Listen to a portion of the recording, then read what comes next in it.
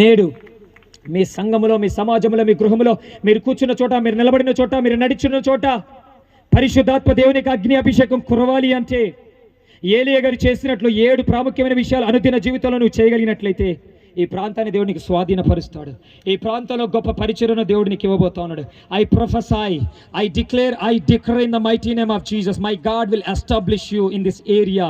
దేవుడు ఒక బలమైనటువంటి పరిచర్యను ఇవ్వబోతా ఉన్నాడు, ఒక హీలింగ్ పరిచర్యను ఇవ్వబోతా ఉన్నాడు, ఒక డెలివరెన్స్ పరిచర్యను ఇవ్వబోతా ఉన్నాడు, ఒక ఏంజలిక్ మినిస్ట్రీని ఇవ్వబోతా ఉన్నాడు. దాని ద్వారా గొప్ప ఉజ్జీవం రాబోతోంది. నీ పరిచర్య ద్వారా ఈ చుట్టుపక్కల ప్రాంతము, ఈ ప్రాంతంలో గొప్ప ఉజ్జీవాన్ని దేవుడు రగిలించబోతా ఉన్నాడు. ఉజ్జీవం మండబోతా ఉంది.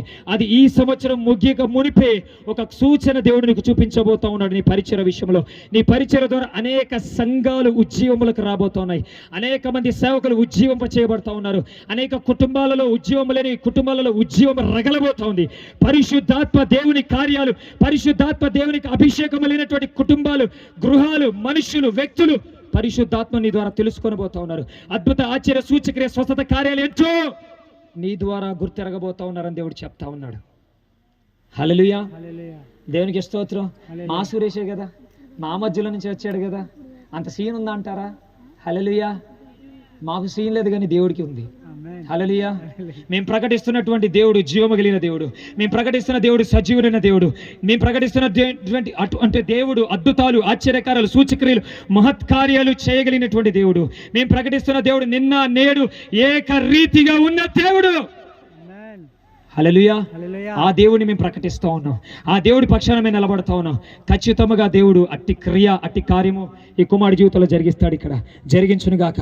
అనేక బంధకాలు తెగిపోబోతా ఉన్నాయి. What I'm seeing in spiritual realm, lot of curses. The people of కవిటం is in the serious curses లో ఉన్నట్టుగా నేను చూస్తా ఉన్నాను. బంధకాల్లో ఉన్నట్టుగా ఆ ప్రతి బంధకాలు తెగిపోతా ఉన్నాయి. ఆ ప్రతి కట్లను దేవుడు తెంచివేయబోతా ఉన్నాడు. హల్లెలూయా. గొప్ప ఉజ్జీవం అనేది మీ ప్రాంతానికి ప్రారంభమవుతా ఉంది. గొప్ప ఉజ్జీవపు ప్రవక్తను, సేవకుని దేవుడు ఇక్కడి నుంచి లేవనెత్తబోతా ఉన్నాడు. దాని ద్వారా అనేకులు ఉద్యోగులకు రాబోతా ఉన్నారు. అనేక మంది ఉజ్జీవ ప్రవక్తలు, ఉజ్జీవ సేవకులు ఇక్కడి నుంచి వెడల్తారని దేవుడు చెప్తా ఉన్నాడు. హల్లెలూయా, దేవునికి స్తోత్రం. ఏలియా గారు 7 ఇలా చేసి ప్రార్థించగా పరిశుద్ధాత్మాభిషేకం దిగి వచ్చింది.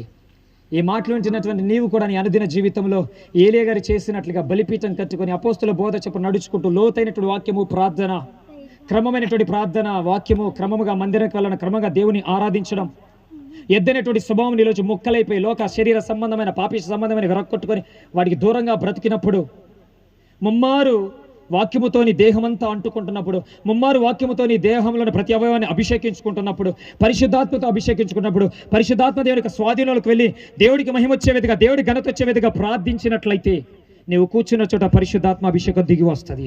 నువ్వు నడిచిన చోట పరిశుద్ధాత్మ దేవునికి అభిషేకం దిగి వస్తుంది. నీవు ఉన్న సంఘములో పరిశుద్ధాత్మ దేవునికి అభిషేకం దిగి వస్తుంది. దిగి వచ్చిన అభిషేకము అక్కడే స్థిరస్థాయిగా నిలిచిపోద్ది, కానీ అక్కడి నుంచి వెళ్ళదు.